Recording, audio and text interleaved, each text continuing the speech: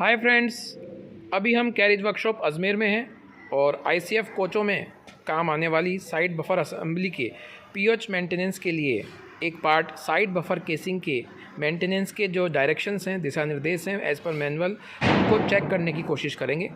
Buffer casing side buffer assembly का एक महत्वपूर्ण पार्ट है और बेसिकली यही साइड बफर केसिंग जो है आगे जाकर हेडस्टॉक पर इसे माउंट होना होता है, इसलिए इसे बेहद अच्छे तरीके से चेक किया जाना ज़रूरी है। अगर हम बात करें तो इसमें बफर केसिंग के ऊपर जो है 4 होल 4 कॉर्नर्स पर 26 mm डायामीटर के और एक होल इसके सेंटर पर 45 mm का होता है। 4 होल जो आपको 4 कॉर्नर पर दिख रहे हैं, यही 4 होल हेडस्टॉक में जाकर इस केसिंग को माउंट करते हैं। इन चारों होल्स को सबसे पहले चेक किया जाना है, सुनिश्चित करना है आपको विजुअल निरीक्षण में कि ये चारों होल कहीं डिफॉर्म तो नहीं हो गए हैं, कहीं ऑब्लोंग तो नहीं हो गए हैं। अगर ऐसा है तो उन्हें जो है विजुअल निरीक्षण के दौरान ही कैंसिल करना, रिजेक्ट करना ज़रूरी होता है।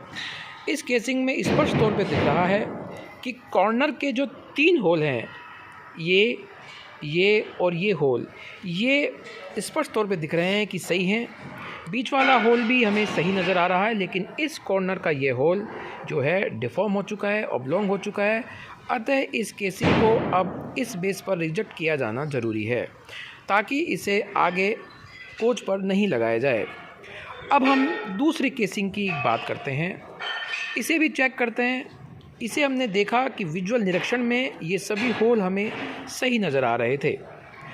इनका जो डायमीटर है वो 26 mm होता है, तो अब इन्हें ये चेक किया जाना ज़रूरी है कि कहीं इनका जो डायमीटर है, इनकी जो वियर लिमिट है 2 mm 28 mm से ज़्यादा तो नहीं हो गया है, लेकिन इसे विजुअल पता कर पाना असंभव है। इसलिए हमने इसके लिए एक गेज बनाया और इसके लिए एक गेज बनाकर इसको डायमेंशनली चेक करने की कोशिश की कि कहीं ये जो है 28 mm से ज़्यादा तो नहीं हो गया है।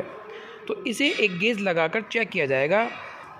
इस गेज के बारे में बता दें कि ये गेज जो है, इसका जो ये साइड है ये 25.9 mm रखा गया है, जिसे थोड़ा सा इसे इसमें जाना है। और जो ऊपर वाला जो है 28 mm रखा गया है, जो कि नोट को की तरह काम करेगा। ये देखिए, ये बिल्कुल नहीं जाएगा, तो ये बिल्कुल सही है। ऐसा ही सभी होल्स के अंदर गो और नोट गो से आपको चेक किया जाएगा।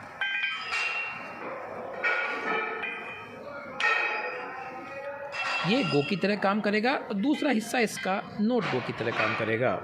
ऐसा ही बारी बारी से सभी होल्स पर आपको चेक करना है। सही, और इसका नोट गो साइड से नहीं जाएगा, गो साइड से जाएगा और नोट गो साइड से नहीं जाना चाहिए। अब ये एंश्योर करने के बाद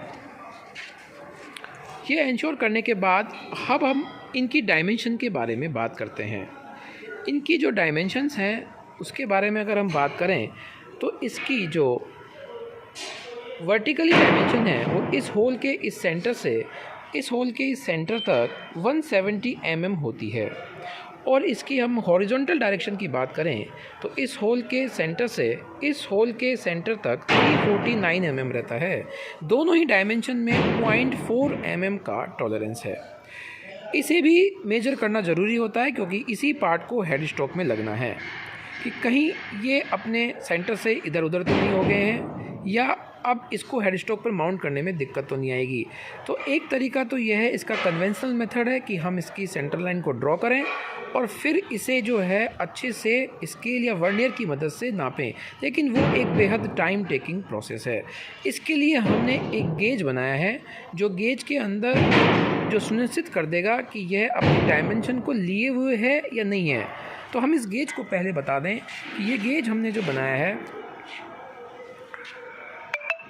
ये दिख रहा है आपको कि 170 mm इस डिस्टेंस को लिए हुए है और 349 mm इस डिस्टेंस को लिए हुए है।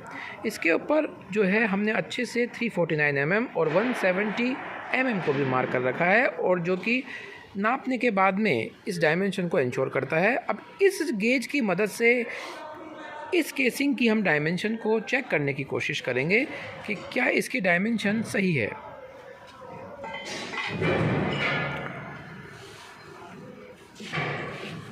इसे हमने इसके ऊपर माउंट करके देखा तो अच्छे से हम देख पा रहे हैं कि यह जो है इसके ऊपर फिट हो गया है और इसकी डायमेंशन प्रॉपर 170 mm है और 349 mm है।